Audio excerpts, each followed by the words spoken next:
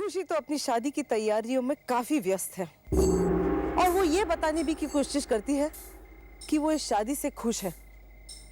लेकिन मैं जानती हूँ गुरुमा कि वो माहिर को लेकर बहुत चिंतित है।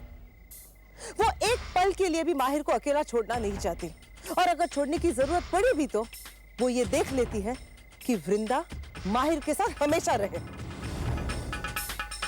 आप और ऋत्विक तो बहुत खुश हैं क्योंकि आप लोगों ने दुर्गा के घर में सेंध लगा ली है, लेकिन मेरा मन तो बहुत चिंतित है। ये मिसेस पिंटो वाली बात हमारे लिए बहुत बड़ा खतरा बन सकती है। एक छोटी सी चींटी हाथी की मौत का सबब बन जाती है। अगर मिसेस पिंटो ने खुशी को कभी भी हमारे बारे में कुछ भी बता दिया तो सबके सामने हमारा भेद खुल जाएगा। बस उमा बस, इतना मत सोचो। अब हमें कुछ भी करने की जरूरत नहीं है। जो भी करना है वो तिमीर करेगा। तिमीर। Come on, ध्रुव, तो क्या हुआ? It's just 2 months. पर मेरे लिए ये इंतजार बहुत लंबा है। खुशी, तुम नहीं जानती कि मैं कब से उस दिन का इंतजार कर रहा हूँ जब हम दोनों शादी के बंधन में बन जाएंगे। और अब ये 2 महीने और क्या पता कब क्या बदल जाए। खुशी, अगर तुम्ही ने अपना इरादा बदल दिया तो?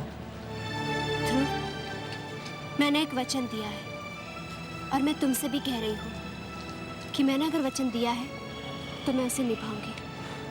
अब कोई भी बात मुझे तुमसे फेरे लेने से नहीं रोक सकती। हाँ, वो बात अलग है कि अगर तुम अपना मन बदल लो और मुझसे ये आकर कहो कि तुम मुझसे शादी नहीं करना चाहते हो तो। What? मैं मना कर दूं तुमसे शादी करने के लिए? ऐसा हो ही नहीं सकता खुशी। It's just impossible. तुम भी पागल हो। Let's go.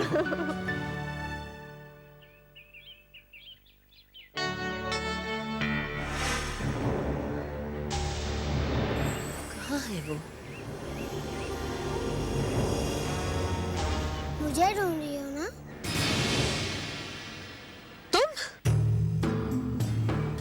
नहीं, मैं तुम्हें नहीं ढूंढ रही। तो तुम मुझे परेशान करने के रास्ते ढूंढ रही होगी। क्यों ना ढूंढूं? तुमने जो कुछ भी मेरे साथ किया, उसके बाद मैं तुम्हारे साथ जो भी करूं वो कम है। और तुम्हें क्या लगता है मैं इतनी आसानी से हार मान जाऊंगी? नहीं तिमिर, माना कि तुम्हारी गुरु माँ तुम्हारी रक्षा कर रही है, मगर मैं तुम्हें बर्बाद करने के दूसरे रास्ते भी ढूंढ सकती हूँ। अगर मैं तुमसे छुटकारा नहीं पा सकती तो क्या हुआ? मैं तुम्हारे दुश्मन की मदद तो कर ही सकती हूँ ना, ताकि वो तुम्हें खत्म कर दे। और ऐसा करने से तुम मुझे रोक नहीं पाओगे। मैं तो तुम्हें नहीं रोक सकता, पर लगता है और कोई तुम्हें रोक सकता है।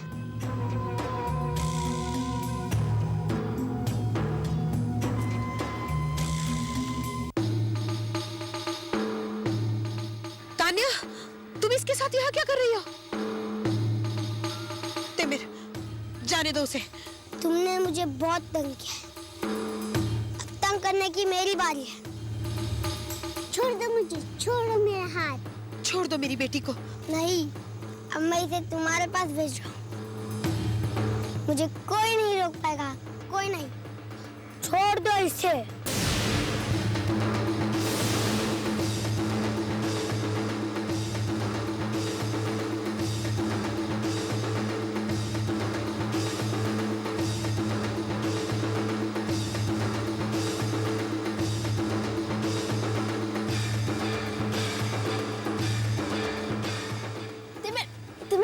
चलो यहाँ से। तुम्हें तुम यहाँ क्या कर रहे हो? सब तुम्हें वहाँ ढूंढ रहे हैं। चलो मेरे साथ।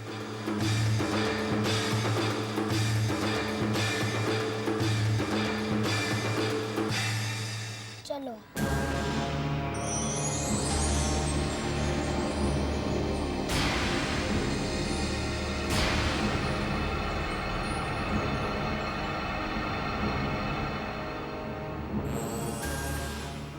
आज तक मैं माहिर की जिंदगी के लिए डरती रही, क्योंकि मैं जानती थी माहिर ही तिमिर का मुकाबला कर सकता है। मगर आज मुझे तसल्ली हो गई कि माहिर भी तिमिर से कम शक्तिशाली नहीं है और मेरी तान्या भी माहिर के साथ सुरक्षित है। अब मुझे लगता है तिमिर से मेरी मौत का बदला भी माहिर ही लेगा। इसीलिए आज के बाद मैं चुपचाप सुरक्षा का साया बनकर इसके साथ रहूंगी। जब भी माहिर को मेरी जरूरत महसूस होगी वो मुझे अपने आसपास अपने साथ पाएगा।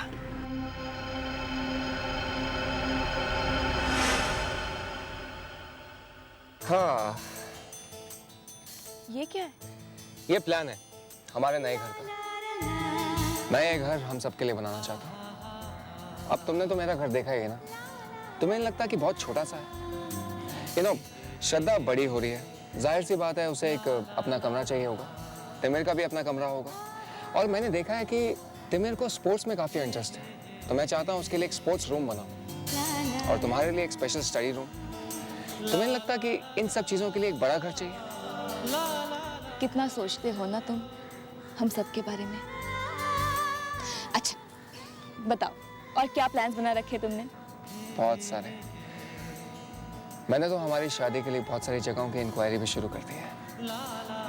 तुम बताओ, तुमने क्या प्लान्स बनाए हैं? मेरे कुछ नहीं, मैंने कोई प्लान ही नहीं किया। बता दो, मुझसे क्या छुपाती हो? अरे कहा ना, कोई प्लान्स नहीं है। बोलो ना। अच्छा, मैंने भी एक बात सोची है, मगर शादी के बाद के लिए। मैं चाहती हूँ कि शादी के बाद हम चारों वैष्णो देवी जाएं। और जब अब तुम एक नया घर बना रहे हो तो उसे डेकोरेट करने के बारे में भी सोचना पड़ेगा। मैं चाहूँगी कि मैं अपनी प्रैक्टिस दोबारा स्टार्ट करूँ और मैं तुम्हारे हॉस्पिटल में ही शिफ्ट कर सकती हूँ ताकि हम इकट्ठे काम कर सकें। तुम्हारे क्या प्लान्स है शादी के बाद? आई एम श्योर तुमने बहुत सारे प्लान्स बनाए होंगे। पहला, तुम्हारी मौत। दूसरा, तुम्हारा अंतिम संस्कार। तीसरा, तुम्हारी 13वीं करना। और चौथा, तिमिर को गुरु माँ के पास लेकर जाना। अपनी उंगलियों पर गिनते ही रहोगे या मुझे कुछ बताओगे भी? नहीं बताऊंगा। अगर बता दिया तो फिर सरप्राइज खत्म नहीं हो जाएगा। ऋत्विक, तुम भी ना। चलो, अब हमें चलना चाहिए। चल।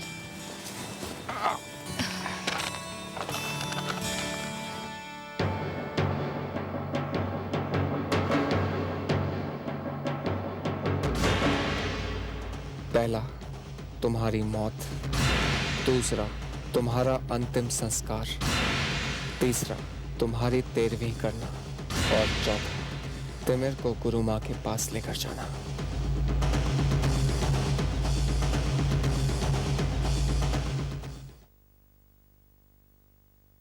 मृदुला, मैं जो बोल क्या हुआ? इतना डर क्यों गई? कुछ नहीं, आप इस तरह अचानक आई। मैं काफी दिनों से देख रहा हूँ कि तुम वैसे तो सबके सामने बहुत ही खुश दिखाई देती हो, लेकिन जब अकेली होती हो तो बहुत ही सीरियस हो जाती हो, डरी हुई सी दिखती हो।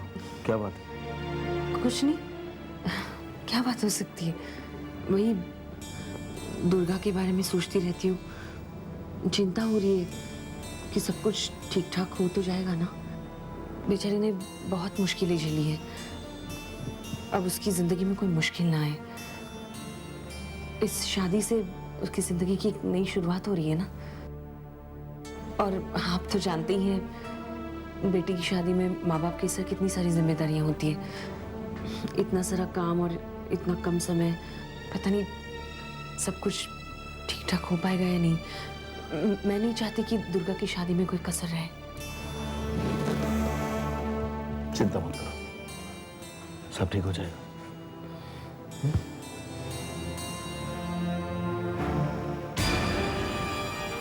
ये तिमिर इतनी रात को कहाँ जा रहा है? मैं देख कर आती हूँ।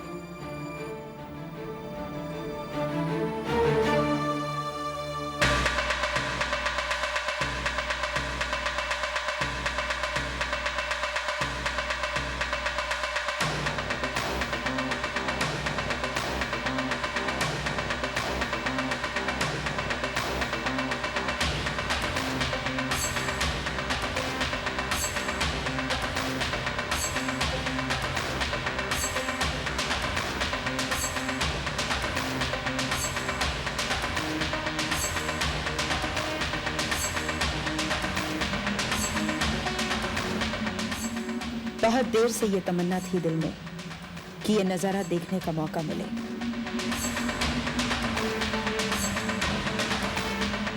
कितना सुंदर नजारा है।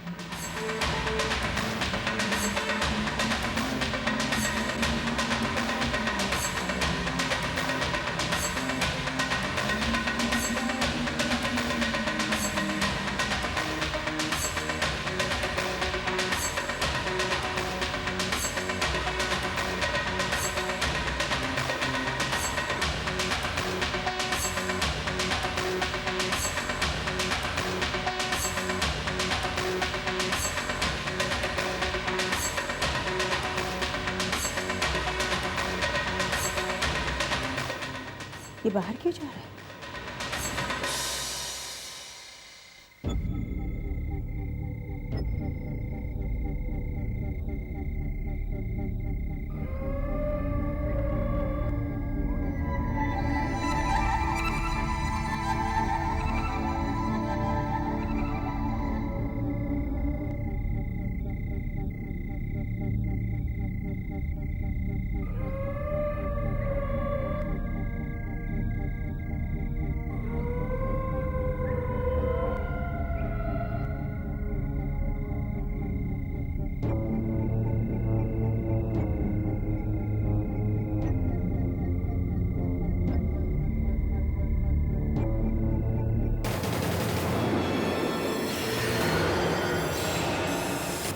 जहर की शक्ति। तिमिर जब चाहे किसी को भी इस जहरीली शक्ति से मौत के घाट उतार सकता है। उसके सिर्फ छूने भर से जहर फैल जाएगा। उसकी रगों में भी वैसे ही जहर दौड़ता है जैसे उसकी मां की रगों में जहर घुला हुआ है।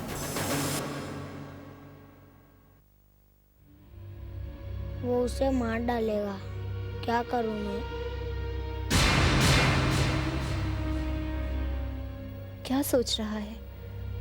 किस बात को लेकर परेशान है? कहीं शादी?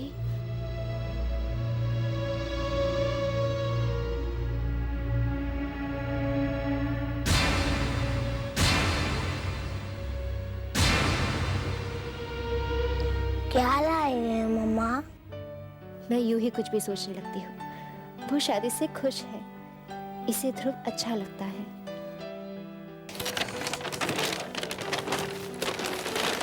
मायर बेटा, ध्रुव अंकल तुम्हारे लिए कुछ कपड़े लाए हैं। वो चाहते हैं कि कल फंक्शन में तुम इन्हीं में से कोई पहनो। देखो तुम्हें कौन सा अच्छा लगता है, कौन सा पहनोगे तुम? ये ब्लैक वाली शर्ट पहनकर कितना प्यारा लगेगा। माहिर, यही वाली शर्ट पसंद करो ना।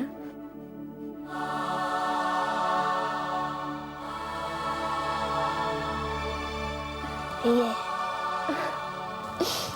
मेरा बेटा, ठीक है तुम ये पहनना, ओके?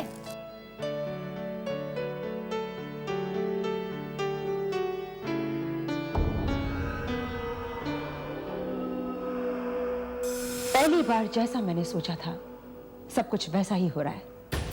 हर कोई मोरा अपनी अपनी जगह पर बैठ रहा है, तिमिर की तरफ से और माहिर की तरफ से भी। बस वहां खुशी और ध्रुव की सगाई और यहाँ दुर्गा और तुम्हारी सगाई हो जाए एक ही दिन, एक ही समय पर। और वो दिन है कल रात। दुर्गा के घर में सारी तैयारियां हो चुकी है और उमा कह रही थी कि सगाई के बारे में उसने खुशी के घर वालों के दिमाग में भी ये बात डाल दी है। कल रात जब दोनों माएं अपनी अपनी सगाई के जश्न मना रहे होंगे, हम भी जश्न मनाएंगे अपनी जीत का, अपनी लाजवाब जीत का। लगता है लॉन्ड्री वाला होगा। अरे यार ये कोई टाइम है आने का? आ रहा हूं। लाओ यार कपड़े दो। दुर्गा, लॉन्ड्री वाला तो नहीं हूँ, पर हाँ कपड़े हैं मेरे पास। रुको। क्या हुआ? ये सामान मुझे दो ना। तुमने क्यों उठाया हुआ है? अच्छा जी, बाजार से इतना सारा भार मैं अकेले उठा कर ला रही हूँ, अब तुम मेरा बोझ हल्का करोगे? हाँ वैसे ये सब है क्या? मम्मी पापा ने तुम्हारे लिए कुछ कपड़े भेजे, थोड़े गिफ्ट है। मुझे भी थोड़ी शॉपिंग करनी थी और मैं इधर से गुजर रही थी तो मैंने सोचा कि तुम्हारी चीजें तुम्हें देती जाऊं। हाँ। अरे बाबा कहाँ ना, हाँ तुम यही सोच रहे हो ना कि मैं कॉफी लूंगी या नहीं? पीऊंगी और मैं खुद बनाऊंगी। दुर्गा दुर्गा दुर्गा कॉफी मैं बनाऊंगा। हाँ? मैं बनाता हूँ। अरे बाबा बैठो ना, मैं बना लूंगी। मैं बना रहा हूँ, तुम बैठो आराम से। बैठो बैठो। मैं बहुत बढ़िया कॉफी बनाऊंगा, बैठो। ओके।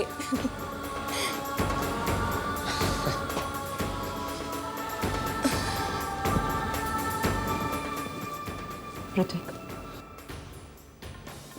अब मुझे जाना होगा। इतनी देर तक मैं उस घर से बाहर नहीं रह सकती। कुछ करो। मैं कोई रास्ता निकालता हूँ। जल्दी।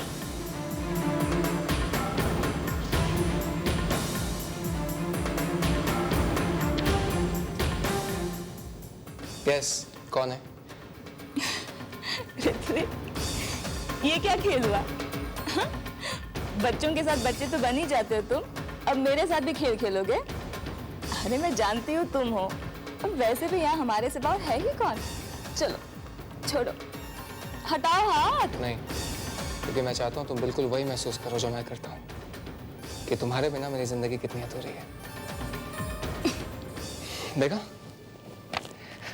तुम्हारे बिना मेरी जिंदगी कितनी अकेली है। ये लो कॉफी। मान गई कि तुम्हें समझना मेरे लिए इतना आसान नहीं है। मैं नहीं जानती थी कि तुम इतने रोमांटिक हो। अच्छा है, तुम मेरे बारे में बहुत कुछ नहीं जानती। हाँ? क्या मतलब? कीप ऐसे कॉफी। देख लेना, मैं इतनी नादान नहीं हूँ। बहुत जल्द मैं तुम्हारे बारे में बहुत कुछ नहीं, सब कुछ जानूंगी। जब तक तुम मेरे बारे में जान लोगी, तब तक तो तुम्हारी अपनी जान ही जा चुकी होगी।